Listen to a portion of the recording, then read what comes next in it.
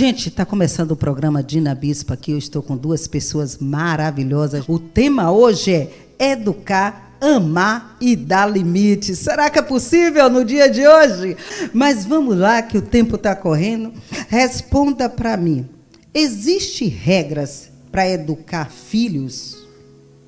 Olha, a principal regra é você seguir os princípios básicos, que eu considero que é educar, amar e dar limites. Essa, para mim, é a principal regra, porque você precisa, cada vez mais, em busca de ter... existe uma receita, essa receita, confesso que é difícil, muita gente quer essa receita. Hoje, eu sou mãe, eu falei, eu tenho 2 filhos, mas eu confesso que se eu tivesse várias ferramentas, e o autoconhecimento que eu tenho hoje, eu tinha criado muito melhor os meus filhos, muito melhor. Por quê? Porque eu acabei reproduzindo muita coisa que eu vivenciei, né? E muitas coisas que eu criticava na minha mãe, e acabei reproduzindo muitos padrões, Dina, porque eu não sabia mudar, eu não sabia como fazer diferente. Sim, por conta disso, então hoje você sabe, pode me responder, como construir uma memória positiva nas crianças. Porque pelo que você falou aí, isso atrapalha, né, a criação, essa coisa da gente transmitir, né, a gente não vem uma regra, não existe um manual para criar, né? E a gente termina reproduzindo o que aprendeu com nossos pais. Aí eu te pergunto isso, então como construir umas memórias positivas? Se você também quiser falar, vocês estão à vontade. Ótimo. Isso aqui é um bate-papo, tá? Uma pode interromper a outra e a gente chega à conclusão. O assunto realmente puxa muito, porque tudo que a gente acredita, enquanto educadora, enquanto mãe, e todos os estudos, né, de Janira, que a gente já vem buscando, dessa... Então, sempre a gente vai querer, com certeza, falar muito. Então, assim, como gerar essas memórias? Como eu falei, inconscientemente, a gente acaba reproduzindo. E como é que eu posso gerar essas memórias nos meus filhos? Com atitudes diferentes, atitudes de amor. Essas memórias, por exemplo, eu tenho várias situações na minha vida que foram memórias disfuncionais. Muitas memórias disfuncionais na minha vida. E essas memórias vêm hoje como adulta com vários gatilhos, que a gente pensa, é porque está vivenciando isso hoje. Não, foram lá as minhas memórias. Então, como é que eu posso produzir, gerar memórias positivas nos meus filhos? Como? Com pertencimento, você sentir que realmente você pertence, sabe, à família, você sentir que você é importante, você ter tempo para o seu filho, é aquele tempo de qualidade. E como é que uma mãe que está nos assistindo agora, uma mãe que não tem essa facilidade de fazer um curso, de um treinamento, como é que ela vai gerar? Existe uma ferramenta? O que é que ela deve fazer, né, para gerar nessa criança essa memória positiva? É só simplesmente dando amor. Mas como é que se dá amor? Se tem que trabalhar, se tem que deixar a criança com a vizinha, se tem que deixar a criança brincando? Como é que pode acontecer essa possibilidade, essa ferramenta, essa coisa para dizer assim, aqui você dá para criar uma memória positiva? Isso, vou responder. Fique à vontade. Muito bela a pergunta, né? E assim, muito simples de responder. No dia a dia, nós construímos essas memórias. O que são as memórias? São as experiências vividas, né? Falando bem prático mesmo, as experiências vividas. Essas experiências vividas, quanto melhores elas forem, elas vão fazer parte da memória.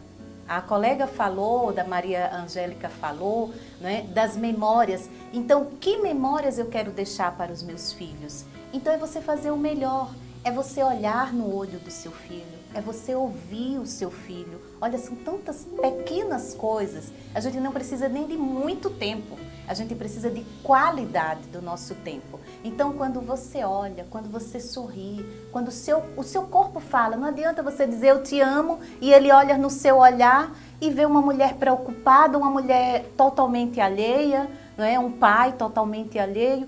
isso ele fica. Então, não é só a palavra. Por isso que os autores falam muito da comunicação verbal, da comunicação não verbal. Nosso corpo fala, nossas ações, nosso olhar principalmente. Verdadeiramente. Então, esse olhar, esse sorriso, essa atenção, palavras de validação, valorizar, isso é simples, não precisa de um manual, isso é amor. Essa coisa de valorizar, né? Que a gente, eu vou pegar aqui o exemplo do colégio. Então, o colégio eu mesmo fiz isso muitas vezes, está minha filha aqui que sabe. Então, a mãe, na ânsia de querer ajudar o filho, de querer ver um bom resultado, de querer que ele cresça com sucesso, o que é que ele faz? Então, ele chega em casa com a nota. Então, ele chega, poxa, alegre porque tirou 8 na prova. Aí a gente diz, 8 é pouco, porque não tirou 10.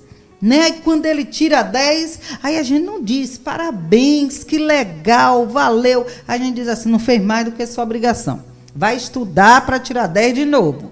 Então, a criança ali perde o estímulo disso. E a gente, só ouvindo um programa como Dina Bispo, que você fica sabendo dessas coisas. Porque não é fácil uma mãe saber disso. Porque ninguém diz para ela o que deve fazer. Então, para ela dizer assim, não fez mais do que sua obrigação, está dizendo a ele que ele tem que ter obrigação de fazer isso. Mas aqui, vamos em outra pergunta que eu achei fantástica. Esse livro é muito bom. Então, qual a importância da autoestima no desenvolvimento dos filhos? Coisa que, né, os pais pouco se preocupam com isso. Autoestima, eu considero tudo. Né? E no livro, né, esse livro que a gente vai estar falando assim, com maiores detalhes, que inclusive a autora, Sara Braga, é pedagoga também, é educadora, né? E Paulo Vieira, um grande master coach. Então, o que é que acontece, Dina? A autoestima é a base praticamente da inteligência emocional. Porque se você já valida, você dá muito amor, olha no olho, como a nossa colega de Janeira colocou, e seu filho já vai ficando com a autoestima elevada. Por quê? Porque ele pode ter... Problemas vão existir, mas se você tem uma boa autoestima, você não cai fácil. Então, o que você precisa trabalhar? Você precisa trabalhar essa autoestima forte no seu filho, para que ele cresça. A mãe que está ouvindo, foi igual o nosso amigo da Globo aí, né, cortando vocês. Mas para a mãe que está nos assistindo, ela deve estar perguntando assim, mas como é que eu faço? O que é autoestima? Como é que eu vou olhar para uma criança e vou saber o que é autoestima e o que eu preciso fazer para ajudá-la? Eu também acho fácil. Primeiro, se ama. O filho, os alunos, eu também vou incluir aqui, eles aprendem pela experiência. Se ele vê uma mãe que se ama, e isso os autores trazem isso, se ele vê a mãe, o pai que se ama, que faz por si, ele aprende. As memórias, ele vai reproduzir e ele vai aprender o auto-amor, a autoestima, partindo da experiência que ele recebe dos seus pais. Então, essa é a dica. Se ame, primeiramente. Se ame e ensine a seu filho a se amar. Mas como é que essa mãe vai ensinar esse filho a amar? Gente, aqui é assim, é uma sabatina. Olha, Santo Agostinho sempre disse que a gente só pode amar aquilo que a gente conhece. Então, precisa se autoconhecer, ficar forte. Né? Goleman, a última vez que eu foi lindo, assim, a forma como ele falou, como é que as nossas crianças vão ter autoestima diante dessa pandemia que a gente está vivenciando e ter uma inteligência emocional. Calma e trabalhe o autoconhecimento. E cada vez mais, todos os dias, vocês, enquanto mãe e pai, fortaleça, dizendo, filho, vai dar certo. Olha, estamos passando por isso, mas toda a situação tem muitas oportunidades. E a gente sempre vivenciou dificuldades, mas nunca esquecer que tem solução para isso. E a gente vai trabalhando e fortalecendo todos os aspectos. E aí você vai percebendo que seu filho vai adquirindo força, coragem, mesmo nas dificuldades. E quando surgir assim, não vai ser qualquer dificuldade que ele vai oscilar. Não vai ser qualquer dificuldade. Por quê? Porque ele já foi trabalhado fortemente essa autoestima, as dificuldades. Então, incentivar cada vez mais. Trabalhar o autoconhecimento, o amor mesmo é muito forte nisso aí, para que ele se sinta valorizado. E você tem muito cuidado, porque criança fala muito com o corpo, e ter cuidado para não ter bullying, porque o bullying é sério. As pessoas ainda assim, a gente já fez muitas palestras sobre bullying, e quando eu terminava assim as palestras, quantas crianças me procuravam nos bastidores? Tia, eu estou precisando de ajuda, tia, eu estou sofrendo muito, tia. Então, assim, só ele conseguir falar, buscar ajuda, sentir isso. Então, não deixe, se seu filho está muito quieto, caladinho, tal, trabalhe isso nele. O que é que está faltando nele? Você começa a conversar com o seu filho, você vai descobrindo quais são as necessidades dele, o que é que ele está, quais são as dificuldades, e você vai fortalecer cada vez mais. E eu quero que vocês digam para mim quais são as ferramentas que devemos usar para criar filhos de sucesso. Ótimo, eu já vou, para resumir, divulgar um trabalho belíssimo que a Maria Angélica está aqui à frente. Ela é treinadora e eu vou deixar que ela fale, que ela vai falar do curso, e lá vocês terão também a oportunidade.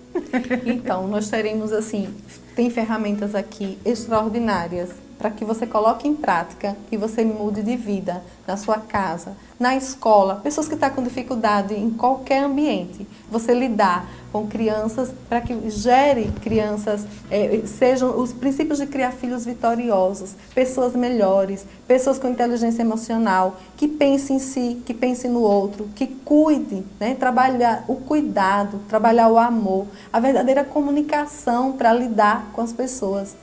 Tem empatia com o outro. Então, eu aconselho muito fazer esse curso, esse treinamento. Será 19 de junho, mas a gente abriu a inscrição hoje, né? Então, a inscrição está aberta na minha bio, mariangelica.costa.92. Vá lá, se inscrevam, e tem uma surpresa para vocês. Os 10 primeiros que se inscreverem irão ganhar uma sessão de coach, vai escolher, viu? Uma sessão de coach, a minha amiga me disse aqui também, ou uma sessão de constelação familiar. Isso. Então, vocês irão escolher, os 10 primeiros irão escolher, e também vão ganhar um livro. Então, se inscrever, os 10 primeiros irão ganhar um livro e também uma sessão de coach ou uma sessão de constelação familiar. Então, não perca tempo, eu tenho certeza que vocês irão mudar muito a vida de vocês e vai ajudar a construir um mundo melhor. A gente acredita muito nessa proposta. Então, para fechar aí, já que ela falou, né, que vai de brinde, né?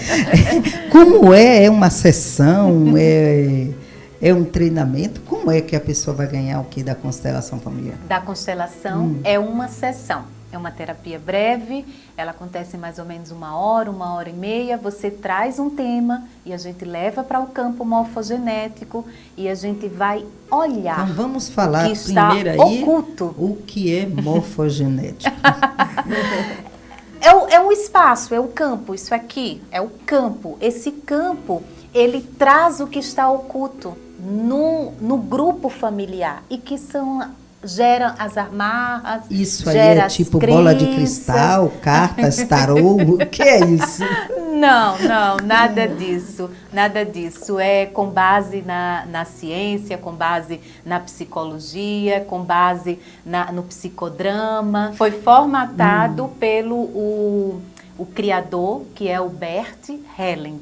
Eu quero agradecer a presença de vocês, que maravilha, quantas informações, eu fiquei apaixonada aqui, né? Não tenho mais nenhuma criança em casa, mas ainda me preocupo muito com a minha filha, que é jovem, né? Mas você que é mãe, você que é pai, se preocupe sim em educar, amar e dar limites a seus filhos. Não tenham medo. O adolescente, ele precisa de uma autoridade. A criança, ela precisa de amor e de exemplo. E o adulto só precisa ser encaminhado, observado. E, em vez de você pegar o adulto, você não pega mais pela mão, né? Você vai ali do lado, olhando, direcionando. Mas a criança, muito amor sim.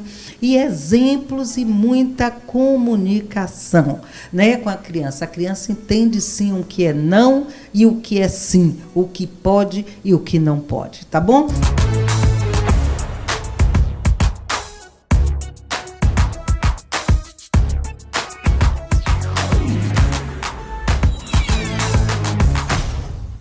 aí eu estou aqui com a doutora Érica Maia. Que prazer tê-la aqui no programa Dina Bispo para falar sobre ozonioterapia. Mas antes que você fale sobre o que é ozonioterapia, diga quem é Érica Maia.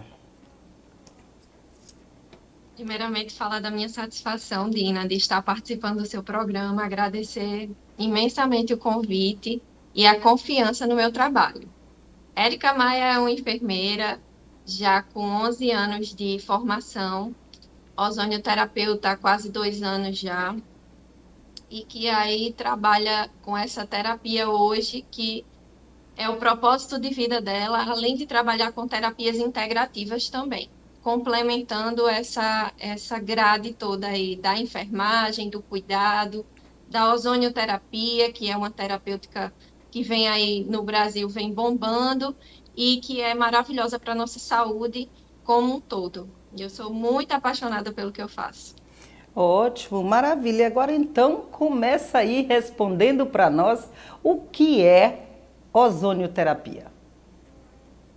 Bom, Dina, a ozonioterapia, na verdade, é uma terapia que se faz uso de um gás chamado de ozônio medicinal. Ele é tido a partir da mistura de gases. A gente tem um aparelho que ele dá uma descarga elétrica no oxigênio medicinal. Então, o aparelho ele é equipado com um cilindro de oxigênio.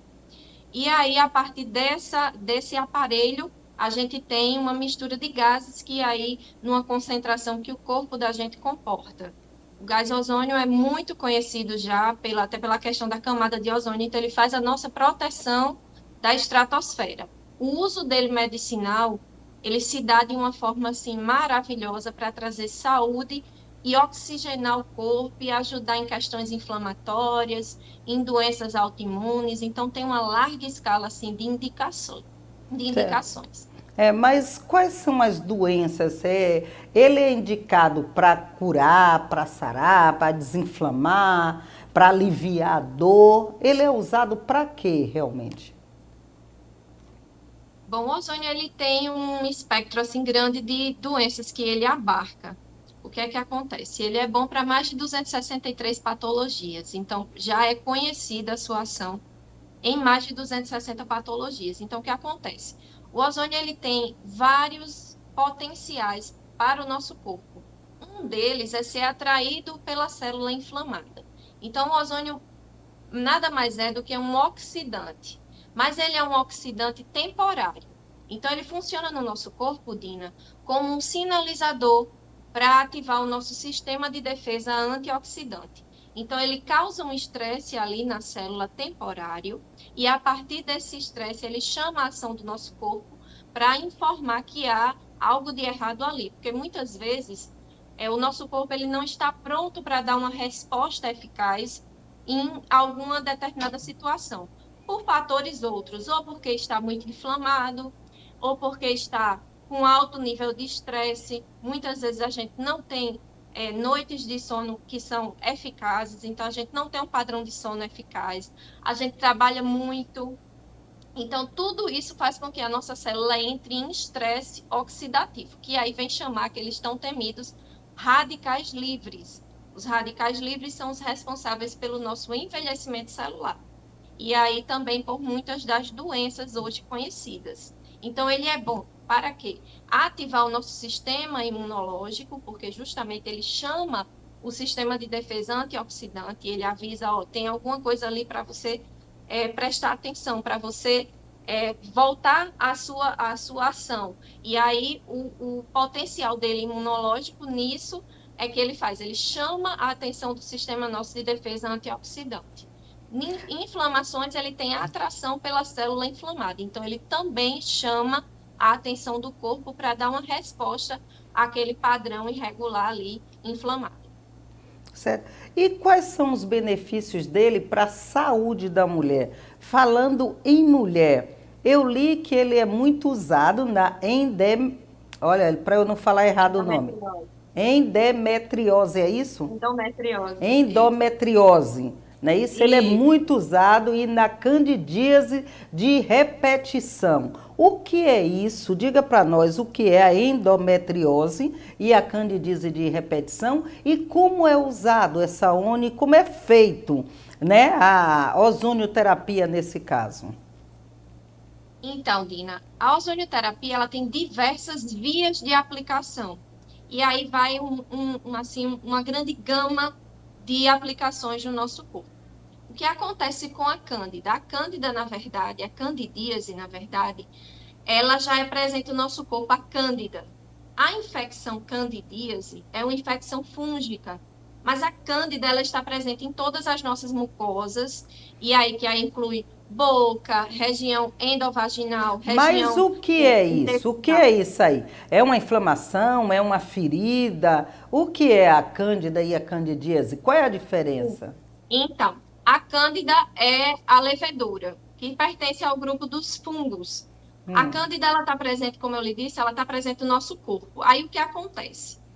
Uso excessivo de antibióticos, como a gente tem visto até nessa questão aí da Covid. Muitos pacientes com infecção fúngica nas UTIs e tudo. Por quê? Porque o uso do antibiótico, ele vai matar o quê? Bactérias. Matando as bactérias, o fungo, que vai se tornar, a levedura que vai se tornar em fungo, que vai trazer essa infecção para o nosso corpo, a cândida, ela se aproveita, ela é um micro-organismo oportunista. Então, ela vai se aproveitar dessa baixa de bactérias, porque todo o nosso corpo funciona em equilíbrio. Deus nos fez equilibrados para a gente viver em equilíbrio. Mas aí o que acontece? A má alimentação, como eu lhe disse, a questão do estresse, tudo isso influi no nosso corpo. E o uso de medicações. Então, o que acontece? Baixou a imunidade, o fungo vai se aproveitar. Então, ele vai aumentar ali a concentração, ele vai colonizar aquela região e vai se multiplicar desordenadamente, que aí vai causar candidíase. Por que ela dá de repetição, Dina? Porque muitas vezes a gente não larga os hábitos inflamatórios que fazem mal ao nosso corpo. Então, a gente se alimenta de alimentos que não são criados por Deus, mas pelo homem. Então, passam por todo um processamento para poder chegar ao nosso corpo, para poder chegar à nossa mesa. E aí esses alimentos, eles fazem com que a gente se inflame cada vez mais. Por o fungo existir no sistema gastrointestinal da gente, então ali, o que acontece? Quando você inflama o sistema gastrointestinal, vai causar o quê? Desequilíbrio. Então, o paciente vai entrar no que a gente chama de disbiose intestinal. Disbiose, desequilíbrio da nossa flora intestinal. Causado por quê?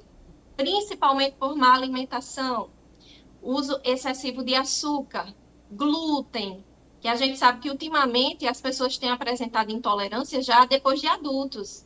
Não sei se você já ouviu falar, mas tem pessoas que Eu apresentam sou intolerância à intolerante. lactose depois de adulta, né? É, eu sou. Pronto. E aí o que acontece? Nosso corpo ele não está pronto ele não está preparado para se alimentar de leite após o período que a gente sai do peito da nossa mãe. Então, de certa forma, o nosso corpo vai se inflamando, se inflamando, se inflamando até o ponto que ele desenvolve ali intolerância que você não pode nem ter contato. Nossa. Então, o fungo acontece dessa forma. Ele se aproveita. Ele é um organismo que já faz parte do nosso corpo, um micro-organismo que já está fazendo parte do nosso corpo em equilíbrio. Quando eu desequilíbrio, pelo uso excessivo de medicamentos, pela baixa imunidade, pela má alimentação, aí ele vem e ataca. E ele faz o quê? Ele se aproveita que quando a gente toma um antibiótico, no caso da mulher, então a nossa flora vaginal, ela sofre uma baixa no pH. E aí o que acontece? Ele se aproveita e prolifera. Sim, e isso E aí forma. causa o quê? E quais são os Aumenta sintomas que as mulheres sentem? isso. Popularmente falando, né, que a gente chama leucorreia na linguagem médica, mas aumenta o corrimento, ardência no local, é o que a gente chama de vulvovaginite. Então, é uma inflamação total na região externa e interna da vagina. Então, vai deixar essa paciente com muita ardência, aquela leucorreia, aquela perda excessiva de corrimento excessivo, e aí vai ter um odor característico mesmo, específico, e aí uma coloração mais esbranquiçada.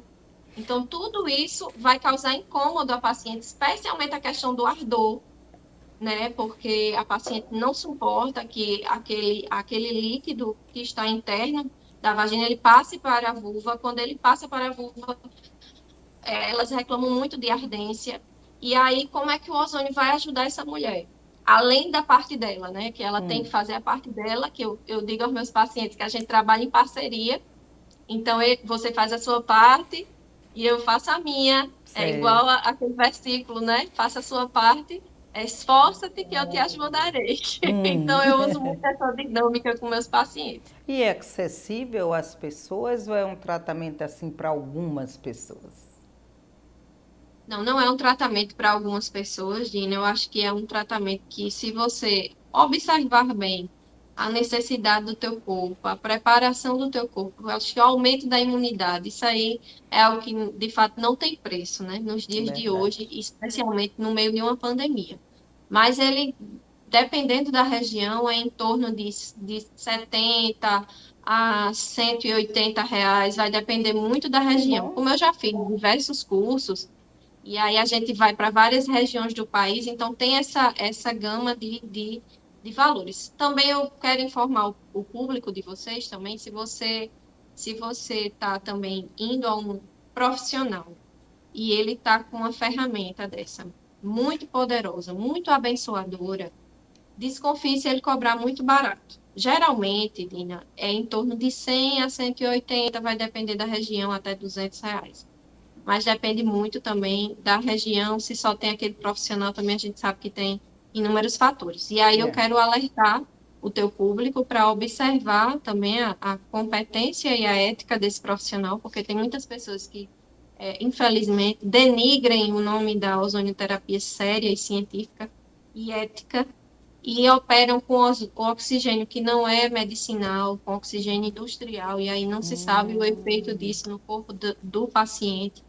Então, assim, paciente com feridas tem muito resultado, tudo. A gente sabe que tratamento em feridas, para você ter uma ideia, ele chega a 60 mil reais, 30 mil reais. Então, eu acho que uma sessão, você fazendo aquele esforço em prol da sua saúde, a 100, 150, 180, eu acho que não pesa nesse sentido, porque você está buscando a sua saúde, né? Então, mesmo saúde porque, né, é engraçado, quando é para estética, ninguém pensa, né? Porque para estética usa muito para celulite.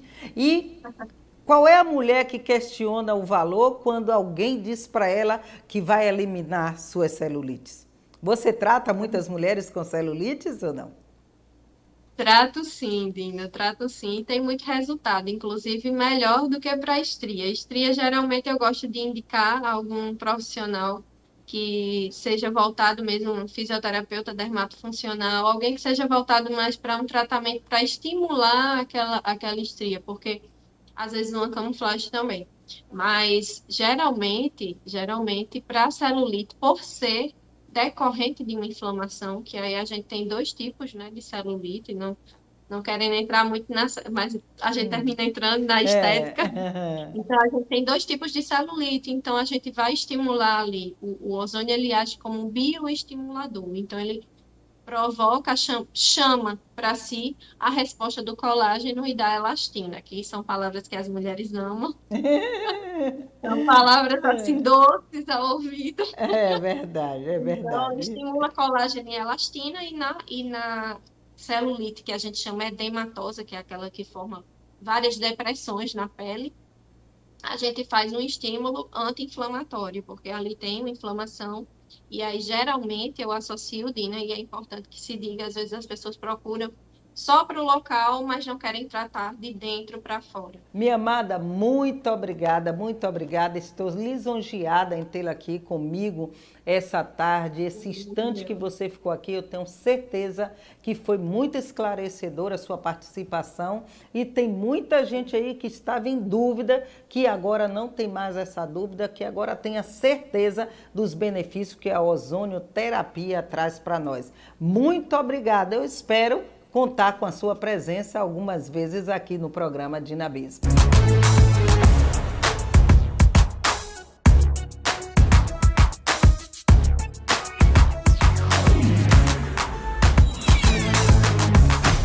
agora comigo aqui, o advogado, o doutor, o mestre, o professor Gutenberg, que vai falar um pouco aqui para nós o que é alienação parental.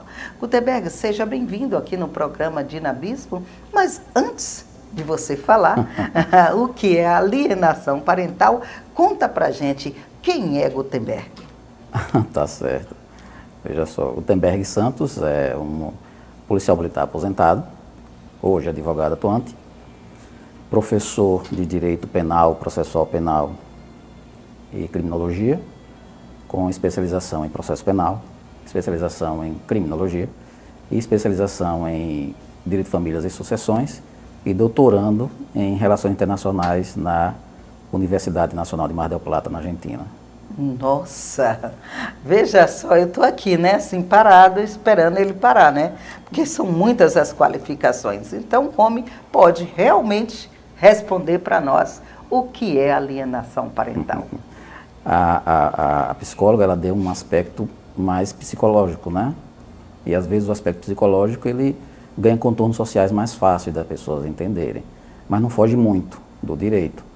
Nós temos uma lei específica, a Lei 13.218, de 2010, que veio instituir a alienação parental, né? Embora a alienação parental, de fato, ela já existe desde que o homem existe, né? Se pegarmos, por exemplo, a tragédia grega de Eurípides, onde ele narra a história de Medeia, que resolve matar os filhos quando descobriu que foi traída por Jasão. Isso já é alienação parental, dentro de um texto grego do 1º século antes de Cristo. Então nós já tínhamos alienação parental. A instituição ganhou força agora no século passado e principalmente agora da segunda década dos anos 2000 para cá, quando foi instituída a Lei 12.318, que estipula que a alienação parental, do ponto de vista mais comum de falar, que seria uma série de repetições de atos e programações para com os filhos, não qualquer criança, os filhos, em que esta gere, por consequência, um ranço ou um ódio, ou até mesmo uma rejeição para com o outro cônjuge. Nossa, peraí. Então você frisou bem aí para com os filhos. Sim. E não com criança. Então quer dizer que não importa a idade. Não, importa a idade sim. Adolescentes, né, estamos falando de menores, né? Certo. Então filhos, né, menores, filhos, crianças e adolescentes. Crianças e adolescentes. Exato. E como seria isso? Como é que acontece? Quais são os exemplos? Quando é que eu sei que está acontecendo uma alienação parental? O psicólogo Dr. Richard Kohnenberg, ele determina a alienação parental, ele determina 3 fases.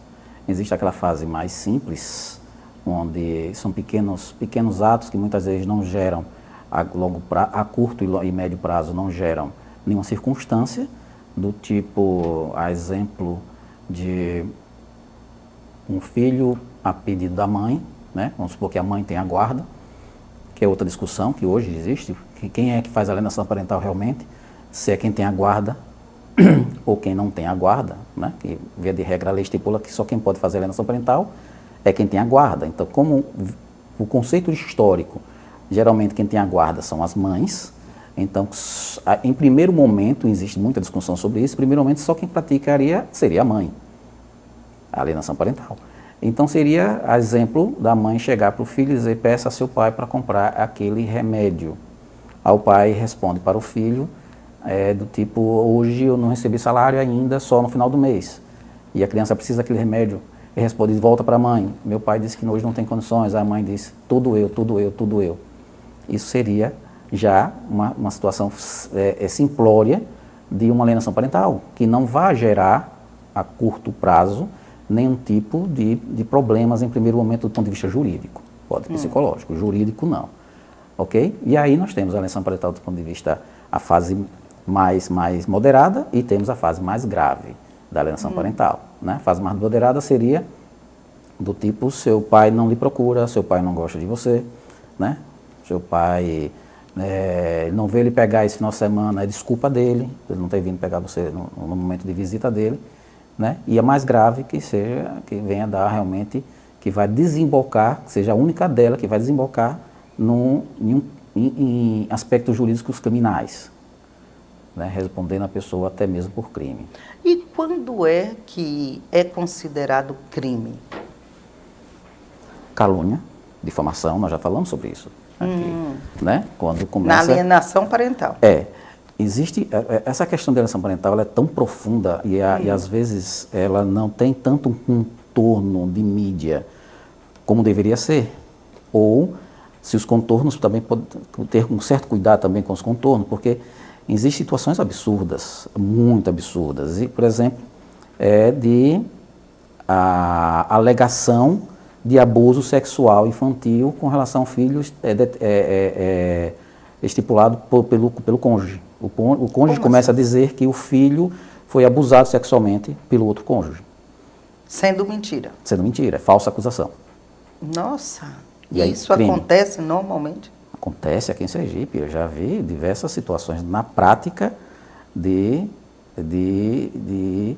desta mesma natureza. Da mãe, no caso, alegar que o pai abusou da criança em idade tenra, que é na verdade idade tenra, que é na verdade, né, ali dos 0 aos 3 anos de idade, e que até pouco tempo atrás ainda se discutia na justiça sobre isso. Depois foi descoberto que na verdade não foi aquilo, foi uma ação de révide da mãe para com o pai, da mãe que tinha guarda para com o pai que tinha o direito de visita. E o pai ficou afastado durante muito tempo dos filhos, porque foi aplicada em primeiro momento uma medida protetiva, afastando ele do contato com a filha. Hoje está tão comum as pessoas provarem, né, juridicamente com áudios, com telefone, né, um vídeo, áudio. As redes sociais, né, muitas vezes são os piores, são os meios mais utilizados para demonstrar quando há... porque a mãe que está... Porque agora pode ter uma mãe ou um pai assistindo e está dizendo, poxa, eu estou passando por isso, meu filho quando vem da casa do pai ou quando vem da casa da mãe, vem irritado, vem com medo, vem doente, vem sentindo dor, vem maltratado, vem arranhado, vem com manchas, né? Essa coisa toda. Então, hoje, todo adolescente tem um celular. Não é isso? Toda criança tem um celular. Então, seria recomendável que a mãe ou o pai, né, ensinasse ao filho no momento que a madrasta, o pai ou a mãe está gritando com ele, ou faça alguma coisa, que ele ali bote para gravar, coloque ali, ensina ao filho a gravar o que está acontecendo, Veja, as crianças são protegidas. Então, o objeto tutelado são sempre as crianças. Sim. Mas nem sempre, já que adentramos na questão da rede social, veja, a alienação parental ela é um leque, é um guarda-chuva, que abrange diversos aspectos. Então, nem sempre a situação está sendo diretamente vinculada ao filho. Como, por exemplo, aquele pai ou mãe que, porventura, não está sendo bom pai ou boa mãe e utiliza das redes sociais para estar atingindo outro cônjuge. Por exemplo, o rapaz não cumpre os seus deveres, hipoteticamente, não cumpre os seus deveres paternos, mas vai para as redes sociais sem passar uma ideia de que ele está sendo preterido pela mãe de visitar os filhos, porque ele é um bom pai, porque ele é bom isso. É aquela propaganda gratuita, só que a propaganda gratuita direcionando um malefício para o cônjuge. Então ele vai para a rede social e posta lá uma foto com o filho e fica repetindo aquelas situações, dando a entender de que ele está sofrendo em virtude de uma atividade da mãe, quando na verdade é ele que não está cumprindo seu papel. Alienação parental. Nossa. E nunca há indícios para alienação, lembre-se. Tratamos de algo que o judiciário atua e o judiciário tem como fonte a sociologia, a psicologia e a pedagogia. Então, nós temos outras ciências, é quem vai dar amparo específico para que o judiciário tome determinadas situações. Então, não é uma situação facilmente comprovada. Porque existem muitas situações que se misturam. Há uns 5 anos para cá, né, 5 anos para cá, a pandemia diminuiu um pouco mais, houve várias manifestações, inclusive, para a revogação da lei da alienação parental. Porque quem estava utilizando a lei em alguns pactos, veja, a lei foi criada, mas não só a alienação parental. Isso faz parte do próprio jeito humano e dá um jeito de converter as coisas. Muitas vezes, quem estava usando a lei da alienação parental era o pai pedófilo. Nossa. O pai pedófilo, existem várias situações, o pai pedófilo, quando percebe que a situação vai fugir ao controle, ele prefere acusar a mãe dizendo que a mãe está mentindo. Ele está dizendo que a criança está mentindo, porque veja, a criança precisa ser representada. O que a criança fala não é absoluto, por isso que o judiciário precisa do acompanhamento de outras ciências. Então, a criança pode estar mentindo. A criança está sendo induzida pela mãe, né, ou pelo pai, para dizer que eu fiz isso. Isso por quê?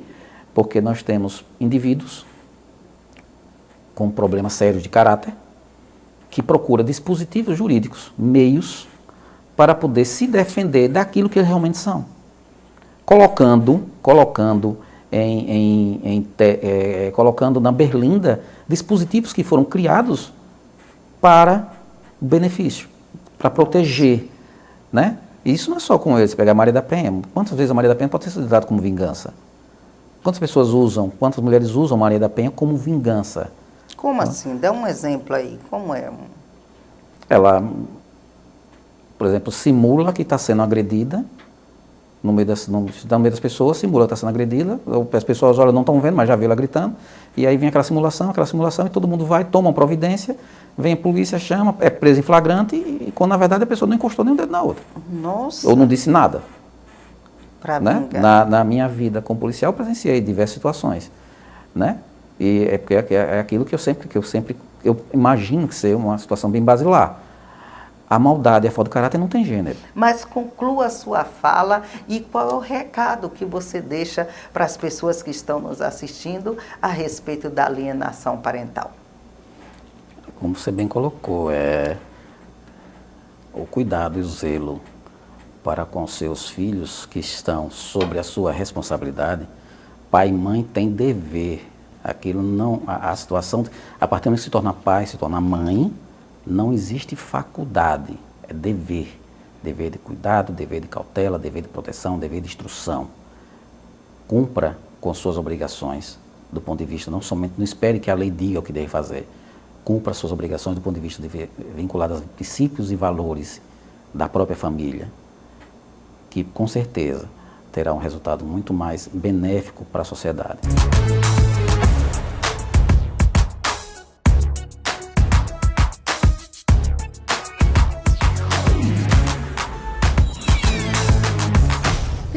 Ponto crucial que diz assim, não, a partir daqui começa a violência doméstica. Ou não é, ou é o cara que já é o brutamonte mesmo da história, ele que já nasceu para bater, ele que já aprendeu a bater. Como é que começa essa violência doméstica? Dina, essa violência ela já nasceu bem antes do relacionamento acontecer, porque a raiz desse problema ela já está justamente nessa visão machista de mundo que nós estamos inseridas, nessa visão patriarcal de mundo. Então, o homem, ele reproduz esse machismo porque ele aprendeu também dessa forma. E nós naturalizamos essa visão machista. E essa visão machista que esbarra na violência é justamente quando o homem ele enxerga a mulher como um objeto dele e não como um ser humano. Muitas vezes. Por que a gente se depara com tantos casos de feminicídio? Porque o homem ele enxerga a mulher como uma propriedade e não como uma companheira e não como um amor realmente da vida, aquela coisa bonita que a gente idealiza. Nós mulheres também idealizamos os relacionamentos perfeitos. Nós assistimos todos os filmes da Disney e nós sonhamos com aquele conto de fadas. Só que esse conto de fadas, ele não é real. Ele é uma fantasia. E quando mistura a fantasia e realidade, todo mundo fica assim, ó, confuso. Né? Então, isso aí me deixa confusa agora, né? Porque eu imagino o seguinte, será que o problema é só do homem? O problema não é do homem e da mulher? Será que a mulher agora, estou fazendo aqui o advogado do diabo, tá? Será que a mulher, depois que ela alcançou esse lugar, depois que ela descobriu que pode galgar, né, mais um degrau, que ela sabe quem ela é, será que essa mulher não perdeu a essência da mulher? Porque quando a gente fala em mulher, a gente fala naquela coisa bonita, bonita, aquela mulher não frágil, né? Que se olhar para mim, eu não tenho nada de frágil, né? Tenho sim, certo? Não, mas não frágil, entende? A gente olha para a mulher, a gente vê sim aquela mulher linda, de perna cruzada, bacana, mas não um objeto. Só que a mulher hoje, quando ela consegue galgar isso tudo, alcançar cargos maravilhosos, será que ela está respeitando o homem também como parceiro dele? Será que não é ela que está provocando ele mesmo assim, rebaixando ele, e ele não admite, vai para cima? Será que é por aí, não? Eu acredito que não, porque não chegamos ainda no mesmo patamar que os privilegiados têm. E os privilegiados, eu me refiro aos homens. Então, quando o homem ele faz alguma coisa, pode perceber, numa situação dessa de violência, sempre a mulher é questionada. Com que roupa ela estava? Como ela se vestia? Quantos anos ela tem? O que ela fazia? E o homem não é questionado. Parece que a gente sempre está numa postura de provocar o homem. E aí a gente já vai para a mesma situação. E não é verdade, não? Será? Vamos trazer a realidade dos consultórios, do meu escritório. Tenho certeza que a gente tem relações Pode falar, viu? verdadeiras para compartilhar. Estou aqui para provocar vocês. E olha, eu sou advogada e atuo bastante nessa área de violência doméstica, em tudo que está ligado ao direito da mulher. Então, eu atendo mulheres, diversas mulheres do estado, até de outras regiões do país. E eu posso garantir para você, para qualquer pessoa que está assistindo, que de todos esses casos que eu atendo, não chega a 10, nem 5% casos em que as mulheres elas estão em uma condição que não seja de vulnerabilidade, em uma condição que não seja de realmente vítima, porque eu analiso a situação, porque eu não quero ser injusta, de correr atrás, até de, quem sabe, ter que prender, né, esse agressor, se eu não tiver a certeza de que ele realmente é um agressor, porque existe, eu não vou negar, existe sim mulheres que querem vingança, e às vezes elas querem vingança de um fato que não ocorreu, mas afirmo categoricamente, sem medo de errar, é uma minoria inexpressiva. Agora me responda também, a violência, ela acontece em todos os lares, em todas as casas, ou ela só acontece nas casas, nas famílias problemáticas? Toda família é problemática. Na verdade, digamos que a violência doméstica, ela deixa todo mundo no mesmo patamar que a pandemia da Covid. Estamos todos vulneráveis a esse tipo de violência, né? Independentemente do seu estado social, do patamar que você está na sua vida, né? É uma violência democrática, porque ela não escolhe cor, ela não escolhe credo, ela não escolhe raça, ela não escolhe classe social. Ela atinge realmente todas as mulheres em qualquer categoria que ela esteja. Vocês acham que quando um homem parte para bater, para agredir uma mulher, porque é bom que se fale aqui, que a gente, quando fala em violência doméstica, a gente fala só no tapa na cara, a gente fala só no chute, no soco no olho, a gente fala nisso, mas tem outros tipos de violência doméstica, não tem?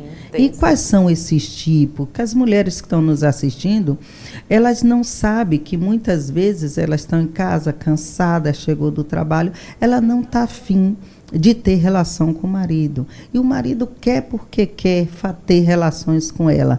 Isso aí é uma violência doméstica? É uma violência doméstica, sim. A Lei Maria da Penha, ela trouxe 5 tipos de violência.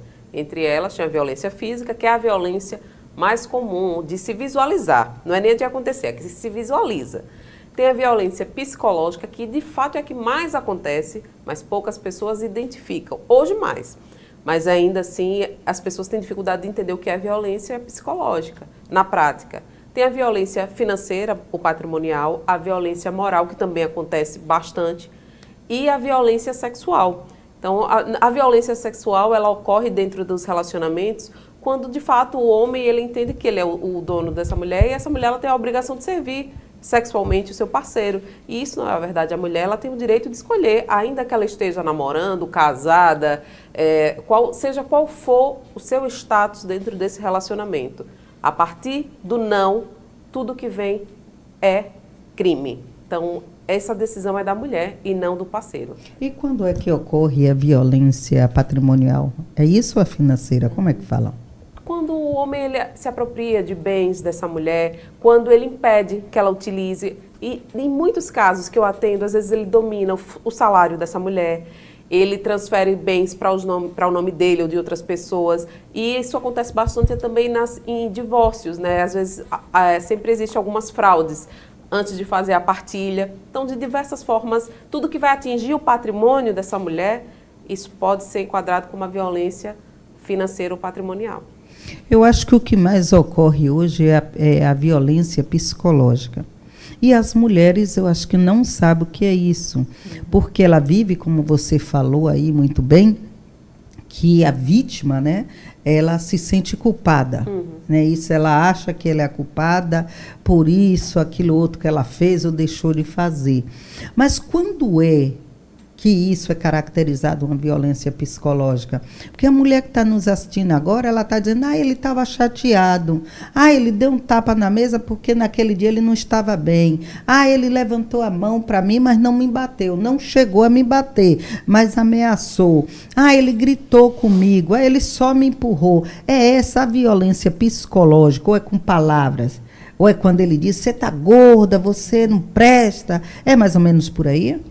A violência psicológica, ela permeia as outras violências, né? Então, você pode encontrar tanto na violência patrimonial, na violência física. Na moral também. Exatamente. Porque a violência psicológica é qualquer ação que cause um dano emocional à mulher. Tirou o seu controle sobre a sua vida, é uma violência psicológica. Dê um exemplo. Através de ameaça, de humilhações, de repente ele pode chegar em casa e jogar o prato, né? Essa comida não presta, você não presta para nada, você deu sorte de estar comigo, né? Agradeça aos céus por ter encontrado um homem tão bom que lhe aguente, porque ninguém vai lhe querer. Então, dessa forma, ele vai reduzindo a autoestima dela.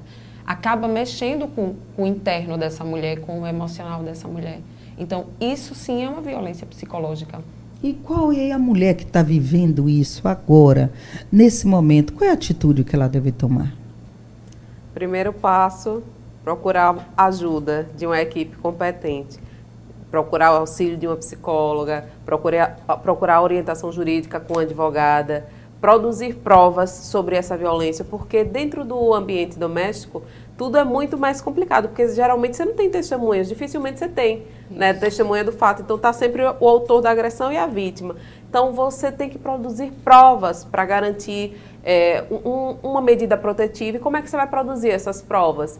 Filmagens, áudios, gravação de vídeo, gravação de áudio. Você pode tentar uma testemunha, até se você tiver alguém para conversar, e essa testemunha ela vai ser uma testemunha indireta, não necessariamente alguém que visualizou ou testemunhou o fato. Até, se você faz um tratamento terapêutico, dentro do processo, esses laudos terapêuticos também podem fundamentar as decisões que vão partir dali. Então, é importante que você se resguarde. Os prints de WhatsApp, de qualquer coisa que você tem, em qualquer rede social, né? Você vai pegar esses prints, vai no cartório, vai fazer uma ata notarial disso, leva para a delegacia, junta tudo isso no processo e você vai garantir uma boa defesa para você. E essa mulher, ela está passando por isso. Ela é namorada, ainda não é casada, o namorildo está lá passando pelo sofrimento com ele. E ele ameaça. Então, a mulher, diante disso, ela diz, meu Deus do céu, se eu denunciar esse homem, se eu contar para meu pai, se eu contar para minha mãe, se eu falar para alguém que ele está agindo assim comigo, ele pode me matar, ele pode me bater, e ela vai continuando com essa pessoa. O que é que pode acontecer se essa moça, se essa mulher, né, denunciar essa pessoa que está agredindo ela psicologicamente? O que é que vai acontecer com ela e com ele? O passo a passo é o seguinte, é justamente esse. Inicia buscando essa orientação, vai até a delegacia, registra a ocorrência e solicita uma medida protetiva de afastamento. E aí, lá na delegacia, eles vão perguntar, você precisa de um local para ficar, um local seguro, que ninguém sabe onde você vai ficar. Então, cabe à vítima decidir se precisa naquele momento ou não desse refúgio. Se ela precisar, ela vai para esse local. Se não, ela vai ficar ou na casa dela, e aí dentro da medida protetiva pode ser solicitada que o agressor ele seja retirado, ou se ela desejar, ela vai para um outro local. Às vezes elas preferem ir para a casa da família, ou elas têm condições de alugar ou comprar um outro imóvel, e está tudo bem, é uma decisão dela. Mas e caso de namoro? Porque recentemente eu vi um caso de uma pessoa, né, já maior idade, com 30 e poucos anos, que estava vivendo há mais de 4, 5 anos, sei lá, um relacionamento terrível, né? Que o cara realmente deixava a autoestima dela lá embaixo. E ela é uma pessoa muito esclarecida. Né? E aí, o que acontece? Você que é psicóloga, o que acontece com a cabeça de uma pessoa que ela está sofrendo, ela está se sentindo mal naquele relacionamento, porque não era uma pessoa qualquer, entende? Uma pessoa esclarecida, uma pessoa que sabe dos seus direitos. E aquela pessoa tem medo de terminar, mesmo porque ela sabe que nada ia acontecer com ela. Mas ela aguenta anos e anos aquela pessoa, aquele sofrimento. O que passa pela cabeça dessa pessoa? É uma doença? É uma crença? O que é que acontece com a mulher? Existem alguns fatores, na verdade, né? Por vezes, pelos atendimentos que eu faço, eu sempre oriento procurar uma busca especializada, como a doutora Flávia colocou. Por que isso? Às vezes na família você não tem uma rede de apoio, nem com amigos, nem com seus familiares. Por quê? Vai haver ali uma crença da família, porque você está com essa pessoa é boa, então você tem seus filhos. E aí vai passando por tudo isso. Eu estou aqui falando na questão, porque, me desculpe lhe interromper, Tudo bem. Porque quando é casado, a gente já é mais fácil resolver. Porque quando é casado, a gente já sabe, parte para a Lei Maria da Penha, né, se separa, aquela coisa. Mas eu estou falando com aquela mulher que está num relacionamento sem um casamento. Sem aquele contrato. Mas o aprisionamento emocional é o mesmo. E a Lei Maria da Penha, ela é aplicada não só às relações de casamento, não. Sim. A qualquer tipo de relacionamento, a qualquer vínculo afetivo. E, inclusive, nem só o vínculo afetivo de homem e mulher, como um casal. Ela também pode ser aplicada até da violência de um pai com a filha, da mãe com a filha.